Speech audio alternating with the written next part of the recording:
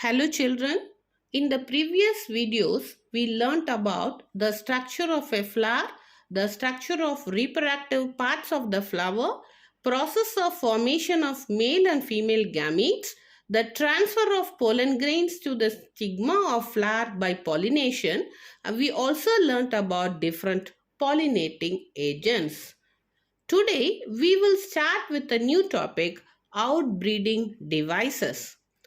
What is outbreeding? It is the transfer of gametes from one individual to another which are genetically different.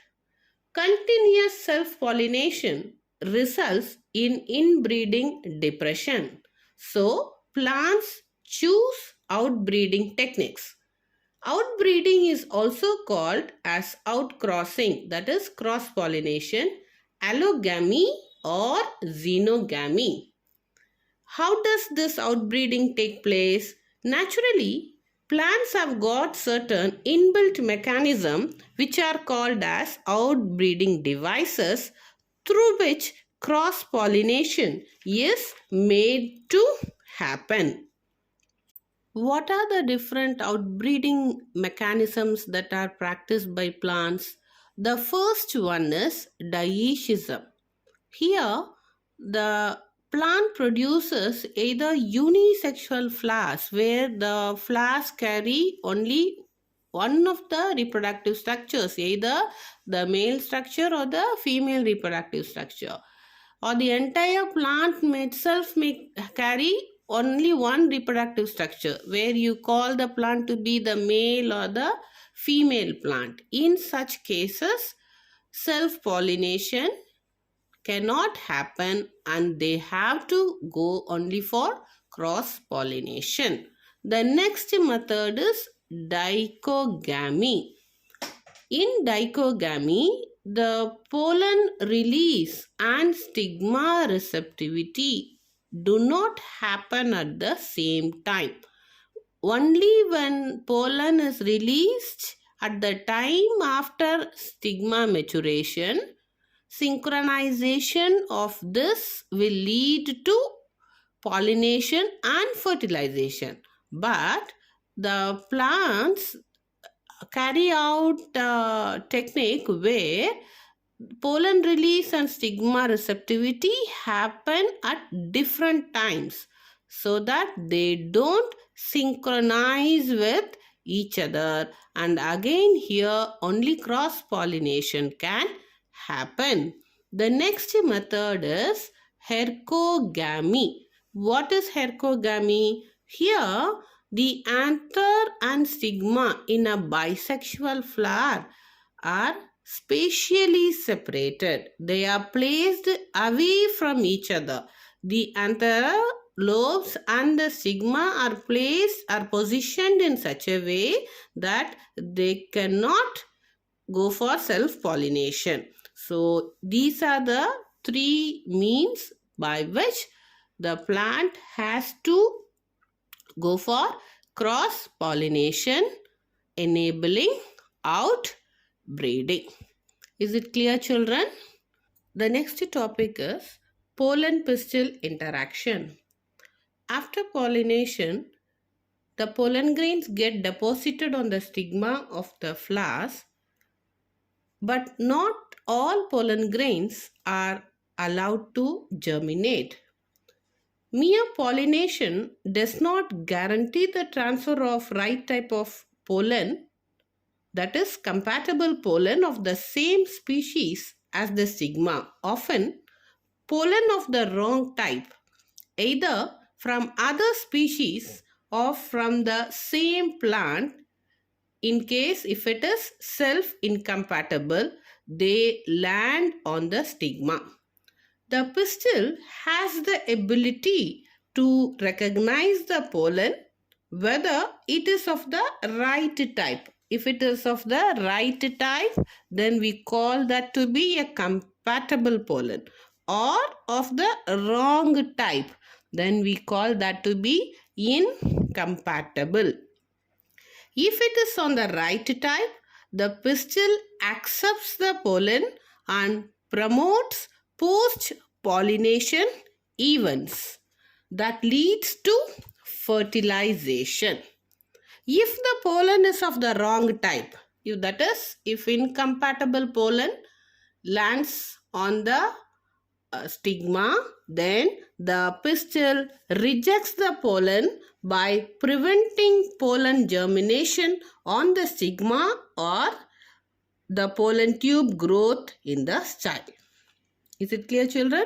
So, based on the compatibility of the pollen with the stigma, the pollen grains are allowed to germinate. So, the ability of the pistil to recognize the pollen following its acceptance or rejection is the result of a continuous dialogue between the pollen grain and the pistil. So, as soon as the pollen lands on the stigma, both the pollen and the stigma, they get into some communication by means of certain chemical components. Based on that, the stigma decides whether the pollen grain can be allowed to germinate. In that case, it is accepted. In case if it finds to be incompatible, the pollen grain is rejected. So this is the first step, that is the landing of compatible pollen on the pistil is the first event in this interaction. So what happens next? Let us see. After compatible pollination, the pollen grains germinate on the stigma to produce a pollen tube through one of the germ pores, and the contents of the pollen grain move into the pollen tube, and the pollen tube grows through the tissues of the stigma, the child, and it reaches the ovary. Certain pollen grains are shed at two-celled condition. That is, the pollen grain carries a vegetative cell and a generative cell. We have already learned this. In such plants, the generative cell divides and forms two male gametes during the growth of the pollen tube in the stigma.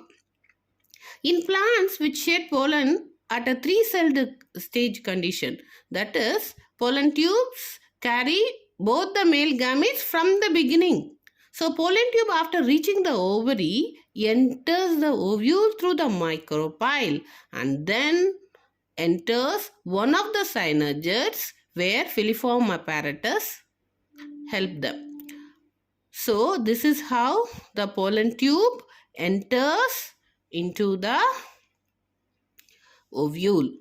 All these events from pollen deposition on the stigma until pollen tubes enter the ovule, all these events are collectively referred to as pollen-pistil interaction. So, what is pollen-pistil interaction?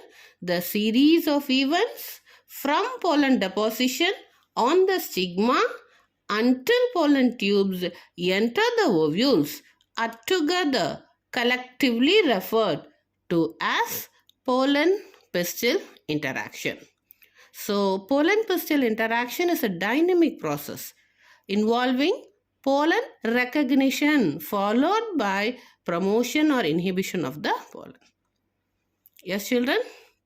Is it clear?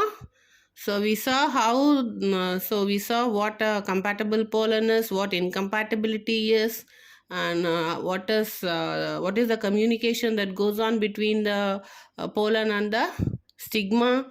Then how the pollen tube germinates, and the division of the generative cell.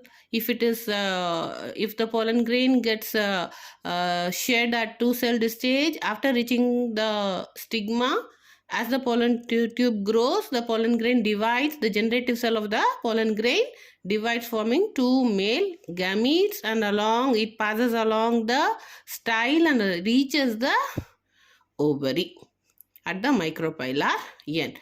So all these processes, the series of events together, collectively we call that to be pollen-pistil interaction. Is it clear, children?